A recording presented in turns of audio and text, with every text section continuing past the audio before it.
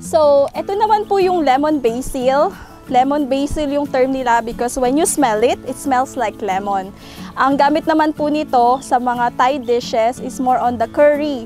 So, ito yung ginagawa nilang side dish. Pag kumakain sila ng curry, kinakain nila to ng hilaw. Kasama yung curry.